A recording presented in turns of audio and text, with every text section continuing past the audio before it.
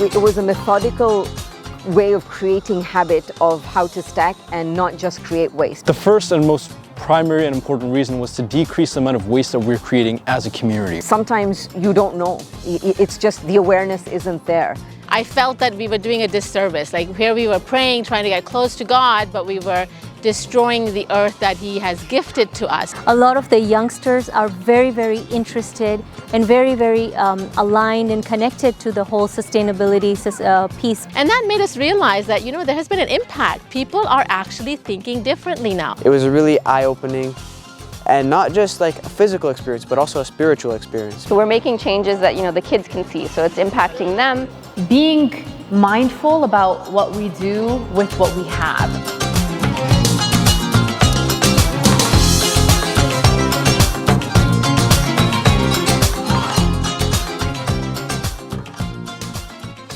Assalamu alaikum, my name is Muhammad Yasin Abbas. I am the assistant captain of the JVC men's eco team, and today we're here at the Jaffari Community Center to talk about some of the initiatives being taken by the eco team here at the center. The entire premise and the reason why we started the eco team is for a number of reasons. The first and most primary and important reason was to decrease the amount of waste that we're creating as a community. As a community, we have a number of different events which involve a lot of food, and this involves thousands of people throughout the months of Ramadan and Muharram attending the center, and with this comes a lot of waste. And what we were noticing was there was a lot of waste being produced, partially due to the number of people who were attending the center, but also on a per person basis, we were wasting a lot of food and a lot of garbage as well in the form of our plates, our spoons, our cups on a daily basis. So we initially started off by just trying to decrease the amount of garbage waste that we had. Our first strategy in doing this was to start separating out our plates and our spoons and our cups and all of this different waste and start using compostable plates, spoons, and cups. And with this, we were able to achieve a substantial decrease in the amount of garbage, and then afterwards, the amount of food waste that we were producing as a center. After this, our role kind of increased in terms of looking more into the advocacy aspect of reducing our garbage waste. Now the eco team on both the men's and women's side goes and advocates and ensures that we're communicating to the public not to waste food, to separate out, once again, our compostable plates, cups, and spoons from our garbage waste and from our plastics. We also go ahead and communicate to the individuals as a community our progress in terms of how much food we're wasting. Now, for example, during the holy month of Ramadan, we actually measure how much food waste and how much garbage we're creating as a community, and we're tracking that throughout the month to ensure that that amount we're communicating to the community and that they're getting the message to try and decrease that amount of food waste. The first thing that we looked at is how do we prevent waste from accumulating in the first place? How do we, when someone enters the center, minimize their amount of waste? The first step is to try and make sure people come and bring their own reusable plates, spoons, and cups. So one of our first initiatives was to actually start selling reusable Tupperware, including plates, spoons, cups, even mugs for tea and whatnot. And in order to incentivize this, we incorporated a number of different incentives for individuals to do this. The first major incentive is the inclusion of eco-express lanes for individuals who are bringing their own utensils. An eco-express lane is essentially 3 tables that we have set up in a completely separate atrium, which individuals who are bringing their own utensils can take out their food from these tables. The advantage for them in this case is that it's a much quicker line. Another incentive that we had to incentivize people to continue bringing their utensils on a day-by-day basis is to include community goals that we have. For example, one initiative that we had is that we had pledged that if we had hit a certain number of utensils brought and reusable utensils brought by the community, is we would help an incentive and help some type of charitable action. In the case of this year, we had committed to building a solar well in Africa if we had hit a certain number of utensils brought cumulatively throughout the month. And the way this worked is individuals were coming to the center, and whenever they brought their own reusable utensils, they would scan this barcode that we had. And this is how we tracked throughout the month how we as a community were doing in terms of bringing our own utensils to the community center every single day. Moving on, for individuals who, for example, don't bring their own utensils and use the utensils here at the mosque. The first thing that we do is during heavy and busy periods such as the holy month of Ramadan is we use reusable plates, spoons. What this involves is a lengthy process in terms of having to wash them every night, but the advantage here is that once again, we're not throwing away plates and spoons at the end of the day. Our eco tables are there in order to ensure individuals are guided in terms of how to separate out their food waste. The way our eco tables work is they are located at the exits to the gym where individuals are typically eating, and there are different baskets and different buckets for the different items that they might have. This is a real pivotal learning moment in which we can advise and guide the community to not waste that food. When we're seeing them and when they have to throw that food in front of us, we're able to hold them accountable and hold each other accountable on that level. Throughout this entire process at these tables, we always have 1 or 2 volunteers there to not only guide the community, but also give those suggestions in terms of encouraging individuals not to waste. At the end, when we have all of these bags filled with sometimes food waste, filled with the amount of cups that we have, we actually weigh the amount of food waste and garbage that we have. Through the way we did this year is we had a weighing scale, and at the end of every single day we used to take that weighing scale and actually physically weigh the bags that we had to see how much food waste are we producing. And once again, this just led into one of our initiatives in terms of tracking the amount of food waste and communicating that to the community. For example, during the nights of Laylatul Qadr, one of our largest events, myself and then 2 days later the captain of the JVC Men's Eco Team, Ali Jaffari, we both went up to address the community and informing them that, look, we've wasted, for example, this many kg of food waste throughout this month of Ramadan.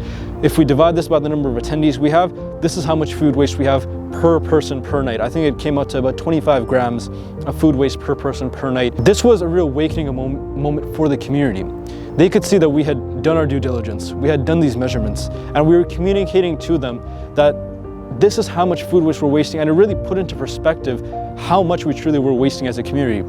And looking at our tracking data afterwards, after these speeches and after communicating this objective data to the community, we saw a sharp decline in the amount of food waste that we had per person per night. My name is Shalina Jassa, and I'm the chair of the Eco Board at the Jaffari Community Center. Our environmentally sustainable or eco journey starts about 10 years ago. We were a community of 1,600 plus and about 3,000 on high holidays, breaking bread together, iftar in the month of Ramadan after a whole day of fasting. We generated 20 plus bags of garbage. So one of the community members saw this. During the month of Ramadan, we would have so much garbage. We would have like piles and piles of these black bags sitting in the middle of the, where we were inside the Zainabiyya hall. And it just felt, it's always a hard thing. It just felt wrong that here we are worshiping God and we are really damaging His planet. How can we generate so much garbage in a place that is meant to be one that we remember Allah, we try and get proximity to Allah. O children of Adam, put on your adornment on every occasion of prayer and eat and drink, but do not waste. Indeed, He does not like the wasteful. So here, it was a perfect example. We were seeing waste upon waste. A bunch of ladies got together. We had a chair lady who was very on board with this. We ordered in 1,000 plates and started in the women's using steel plates and having a collection, and then washing the plates every night. Which was really not something they had done before at the mosque, because they were always throwing away our styrofoam plates. So we had actually women that just stepped up. We had an industrial dishwasher that was set up in the basement of the building that wasn't working. We requested the executive and they had it repaired and functional. So we had 1,000 plates and we got in stainless steel cutlery. And then we looked into moving away from styrofoam cups to recyclable cups. The main thing that we did is we set up an eco station.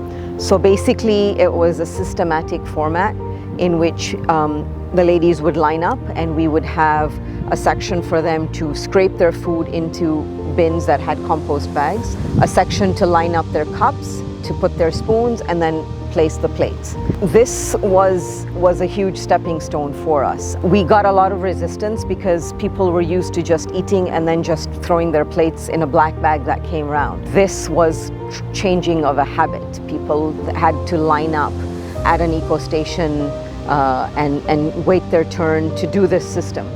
We needed like 5, 6, 7 ladies to guide the crowd, to show them what to do and to help them do this process. So it was time consuming. That first year was hard.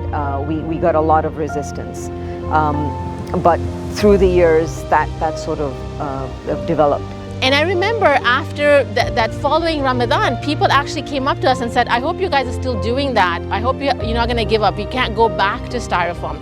And that made us realize that, there has been an impact. People are actually thinking differently now. And it becomes systematic. I mean, now people just, when they come to the station, they know exactly. So when we had 7 to 8 people manning an eco station, now we just need 2 or 3. People know exactly what to do. One of the things that entirely makes our entire process possible is the effortless dedication and work of our volunteers. We have volunteers who show up a number of days throughout the year, and especially during these busy periods such as the month of Muharram and Ramadan, and it's only through their dedication and hard work that we're able to complete all these processes and have this impact on the community and on the environment. One such example is our dishwashing volunteers during the month of Ramadan. Now, just to put into perspective, all of our volunteers have also fasted throughout the entire day, also come to the center hungry and thirsty, and have to quickly break their fast within 5 minutes oftentimes, go and help with the eco tables. Right after they help with the eco tables, they have to rush downstairs to start cleaning dishes because we have almost 1,000 dishes and spoons that we have to clean each and every single night and have them ready and dried for the next day.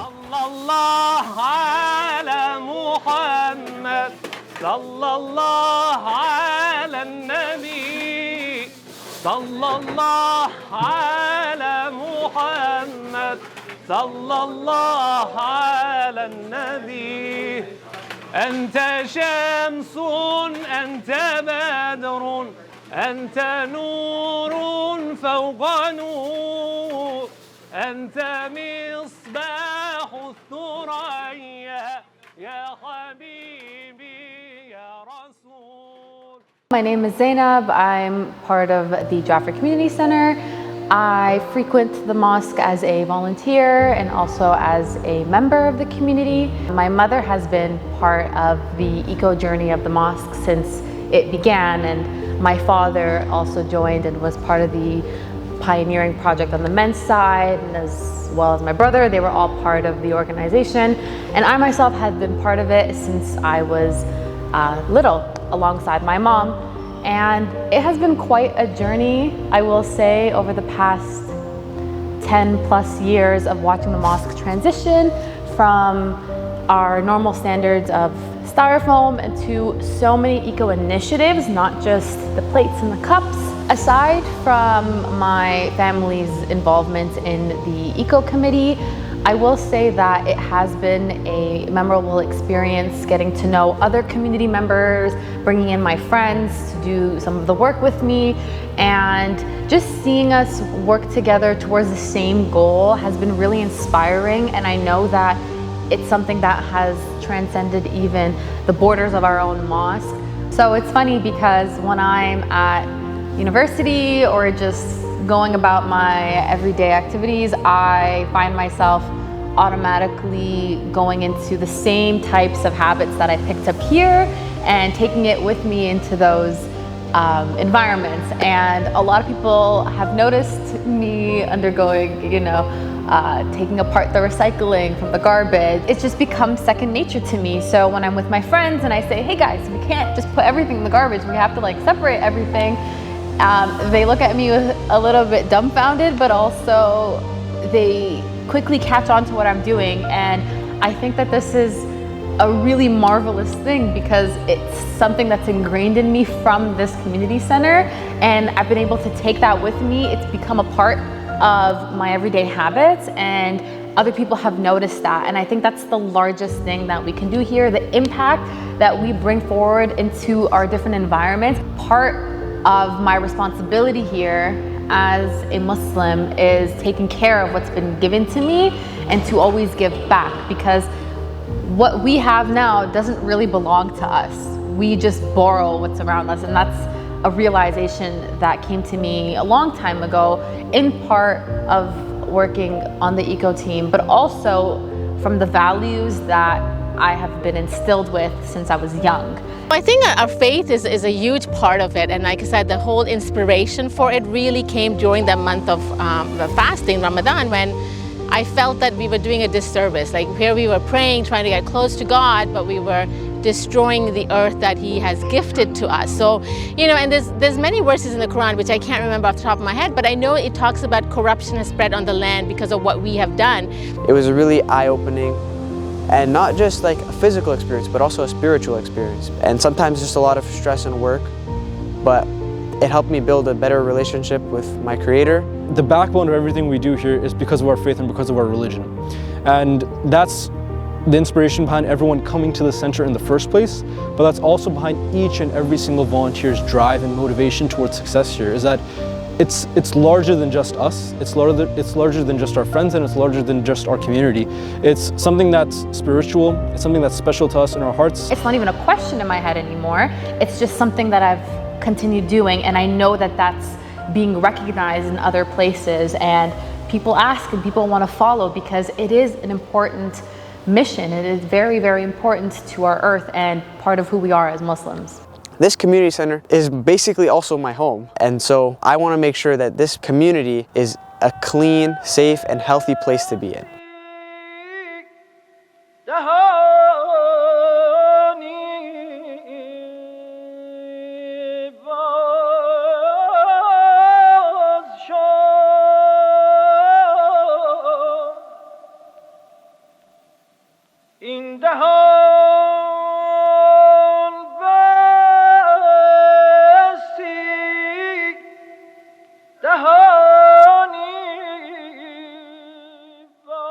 We had specific nights, the Laylatul Qadr nights, in which we had 3,000 plus people. Laylatul Qadr nights were nights in which we would have the regular iftar, but then there were special prayers and amals that we would do. And the volunteers would also want to be part of that. So we needed a system that would be quick, and that was when we started getting compostable plates and compostable cups. The main thing that we did was we researched into composting. The city of Vaughan does not do commercial pickups, so we had to look into a private system. We did some research through Miller and we found Planet Earth. We actually went to their site. We interviewed the owner as well as saw the process that they did. We were guaranteed that compost would then be put in a biodigester, basically compost our waste, and it would go into energy and reusable soil. The system of stacking was, again, it was a methodical way of creating habit of how to stack and not just create waste. So it was a mindful system. But the other aspect of it was because we were paying for bins, we had limited number of bins. So the stacking would allow us to place them in the bins and have them compressed so that we would be able to utilize more space within those. My name is Mahbub Siuji. I'm the director of the Center of ISIG of Toronto. It's known as MOOKI. When I became this director of the center, first thing I really started doing it, and this is 12 years ago, to bring the youth. So my motto was always to bring the youth forward. One of my motto is to make that all our centers, there are 4 centers right now, inshallah we'll grow more centers. One of my motto is to make sure that all the centers will work together. Not only the centers, all the Shia communities across the GTA, we should do one Eid, one event, and to come together and work together. We've been doing collaborations. We've had a World Environmental Forum that's come and toured faith-based sustainability centers. We've been approached by the University of Toronto's School of Environmentalism, and they've added the Jaffari Community Center and their sustainability and waste management systems as part of their curriculum for field trips. In fact, we've had 4 sessions with them here.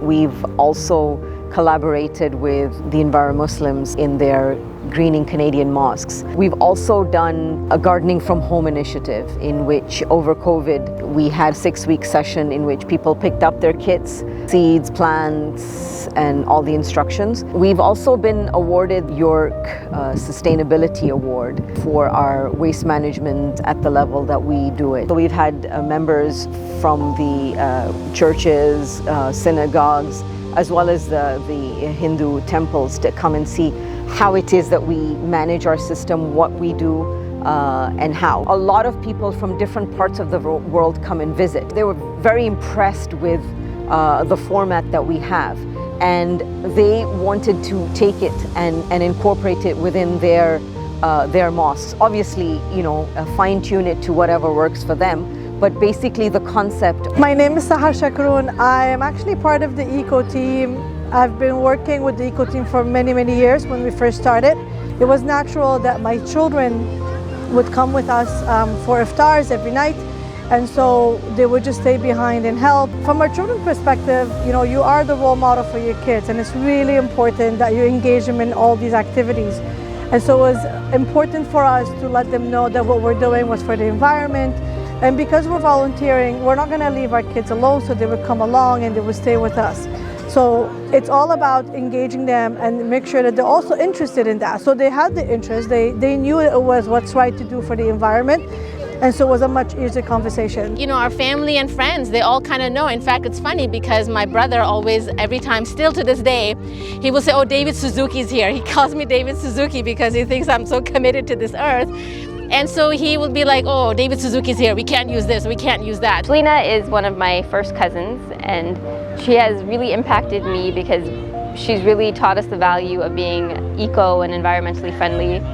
Before, you know, we would have styrofoam at our gatherings, we wouldn't really, you know, compost or have different like stations for, you know, all the different ways to collect our garbage and stuff. But now, when we always ask, is Shalina coming?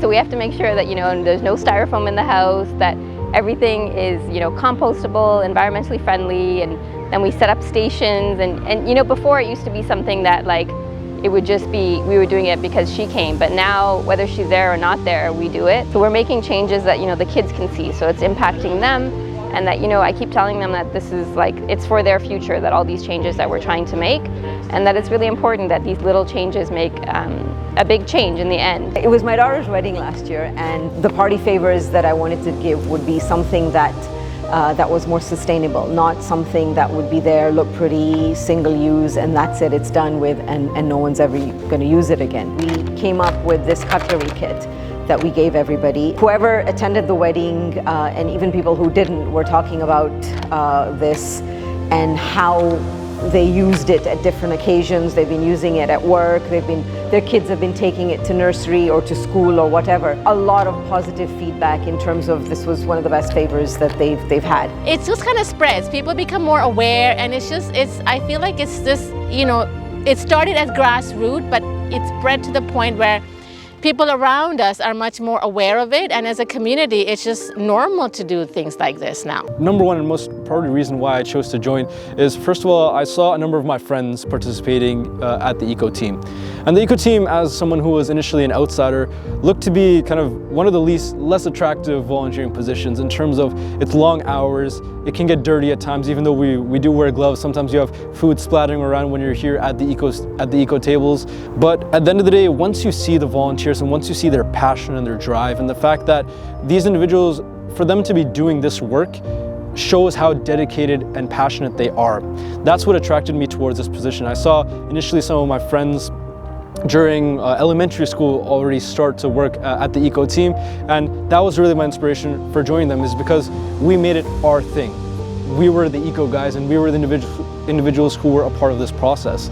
Not only will it open new doors for you, but it will definitely, like, you'll make new friends, stuff like new peers and stuff like that. A lot of the youngsters are very, very interested and very, very aligned and connected to the whole sustainability piece, because they know that the world that they're inheriting has a lot of issues with it, and there's problems and there's solutions that are pretty simple that we can all enforce. So the youngsters, getting them involved is also another important best practice. The other best practice would be to make the process really simple. So, you know, set it up so that it's easy enough for people to understand, it's easy enough for people to get behind. So there's the vision, there's the execution of it, which is the process, which is very simple, and then there's the piece where you're kind of bringing in the people to say, where do you play a part in this? So it's not only a push, it's also a pull. The key to making this thing work is to make it easy. So what we do here is when you're eating, everyone has a responsibility to go to the different eco stations that have been placed, and different stations are marked clearly. So if everyone does a little bit of their own part and takes responsibility, then it makes everything so much easier. And over the last few years, we've seen this, it's been almost seamless. And the instructions are really simple as well. It takes a little bit of time, maybe 10, 20, 30 seconds from everyone's day to go to the eco station and to separate out everything.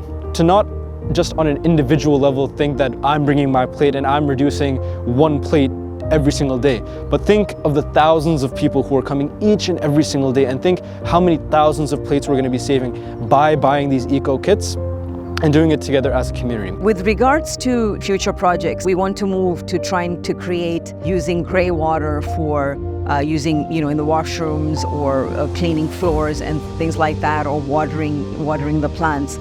To that effect, we are working towards a fundraiser, a rain barrel fundraiser, in which the community will be availed with the option to purchase rain barrels at a subsidized cost and promote that at an individual level to collect rainwater, to conserve water and reduce waste, so they can use the water collected for watering plants, using to wash the car, etc. like that. We're trying to reduce as much waste as possible and create that awareness. And I think the other biggest thing is single-use waste. I think that is the biggest nemesis that we are trying to work towards. We've gone to compostables, but that is still single-use. So we use those cups and within a few minutes, we throw it away. We want to break that cycle of reusable. Bring your own and reuse. That is the biggest second sort of milestone that we want to cover and get. Like, it's basically a change of habit. It's a change of mindset.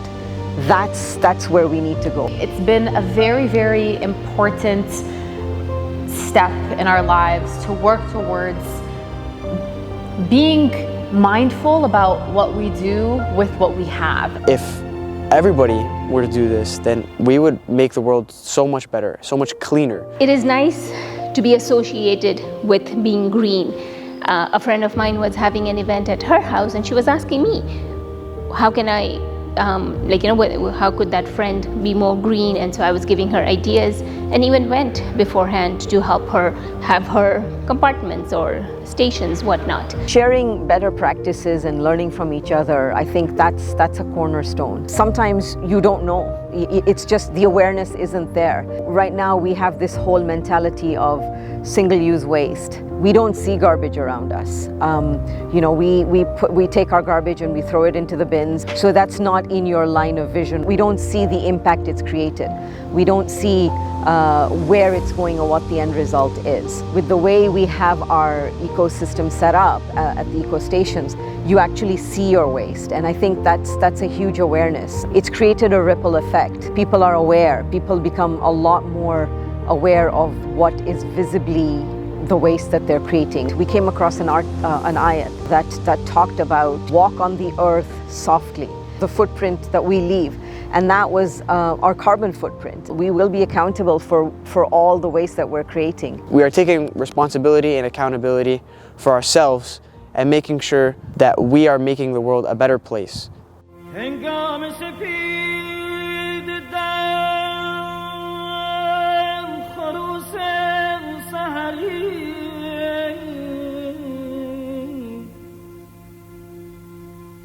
دانی که چرا همی کند نوحگری